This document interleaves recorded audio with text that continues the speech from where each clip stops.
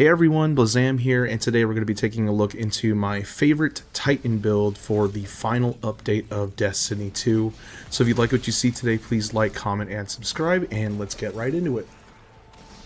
Now, before we get into the nitty-gritty of the build, there are some things to keep in mind here.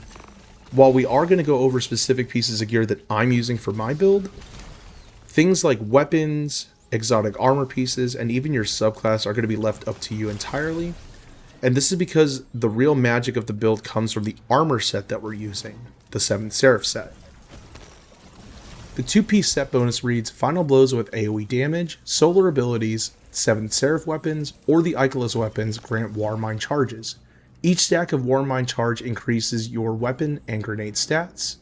And the 4-piece bonus states that while you have these Warmind charges, defeating powerful combatants, destroying a construct, or destroying a tangle releases a solar detonation that damages combatants and heals allies.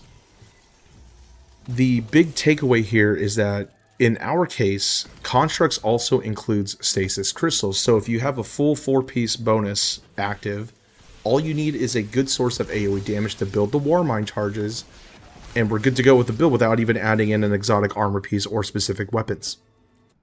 Hey, real quick, I thought it would be a good idea to kind of showcase what the build synergy looks like in an isolated setting. So we have some footage here in the shooting range.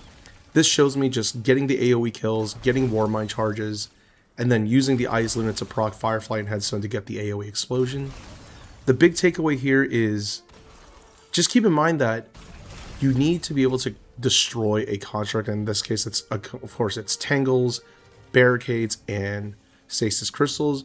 There isn't a cooldown associated with Headstone, whereas Tangles, you have a timer basically on certain cases where you can generate a Tangle again, so that might not be as consistent of a way to proc the set piece bonus, but use what you like and see what works best for you.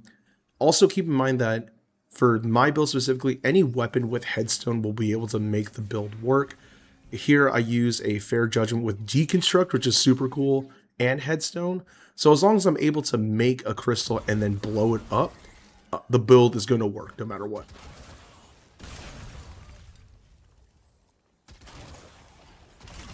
As for the stats, right now I'm using 200 weapons and just filling in things where I need them. There's an argument to be made that maybe I don't need 200 weapons since the Warmind charges actually grant those bonuses to that stat specifically. But right now I can't find anything online showing me what those values are, so we're just going to keep it at 200 and then adjust accordingly. Now, since stasis crystals count as constructs for the build, we're going to be using a pure stasis behemoth setup, and we're using Icefall Mantle as our exotic for survivability. The sheer amount of stasis shards that you can generate on the field with this setup should, in theory, keep us immortal long enough to survive all manner of content throughout the game. So this is a nice segue into our class setup. For our aspects, we're going to be using Diamond Lands and Tectonic Harvest. For Tectonic Harvest, since we have Icefall Mantle equipped, we want a level of redundancy in case we don't have our class cooldown just yet, and killing frozen targets or shattering them will generate stasis shards on the field. We ended up making quite a bit of these to keep our frost armor stacks up and running. And since we're freezing and shattering things, we're always going to have a Diamond Lance available to freeze more things and shatter more things on the battlefield so that the build loop keeps going. As for class-specific things like Grenade, I like having Glacier Nades equipped to shatter and do more AoE. Even though the new Stasis Nade is pretty cool, I think Glaciers makes more sense here. For our fragments, we're taking Whisper of Rime, Whisper of Fissures, Whisper of Rending, Whisper of Chill, and Whisper of Shards. All of these, I would say, are non-negotiable, and for this build specifically, it's because of our weapons. So to start, I'm using this Ice Luna, which you can farm at the Grasp of Avarice final boss with, and this role specifically has Firefly and Headstone. This is such a wonderful combo, as when you get a precision kill, that spawns a stasis crystal, and that's immediately blown up and shattered by the Firefly explosion. Now, I'm pretty sure our fragments help ensure that the stasis crystal actually gets destroyed. So keep those on and then do some experimenting with them on and off. I should have done that for this, but I keep them on and it works pretty consistently now. Now, also keep in mind that you don't need this specific roll on this specific gun, this specific IS Luna to make this work. Really, any weapon that can roll headstone on it can enable the build loop.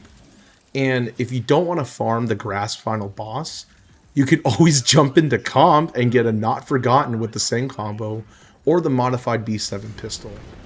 Those two guns, however, have the 180 RPM hand cannon firing animation, and that might not be everyone's cup of tea.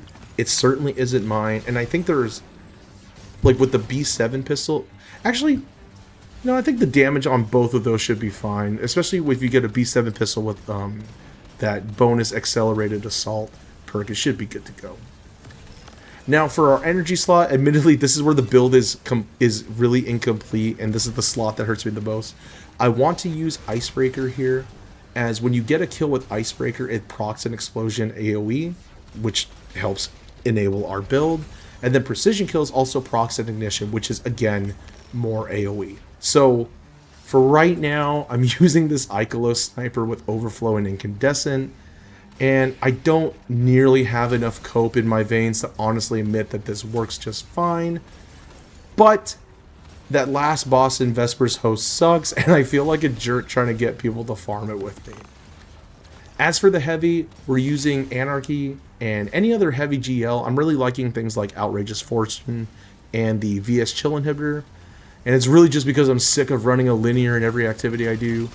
And Weaken Clear and Kinetic Tremor mods on our artifact help boost this and, you know, validate these choices for us. So, speaking of which, I am using the Slayer Baron artifact with Wind Chill, Crystalline Converter, Weaken Clear, Frost Renewal, Hail the Storm, Surf Cold, and Kinetic Impacts. All of these boost our neutral gameplay, but experiment and use what you like. And I think that about covers it. I didn't go over the specific armor mods on each piece, but the build link will be in the description, so use that and then adjust to what your needs are accordingly. Thanks for sticking to the end. I am very new to this whole D2 build space. This was a lot of work.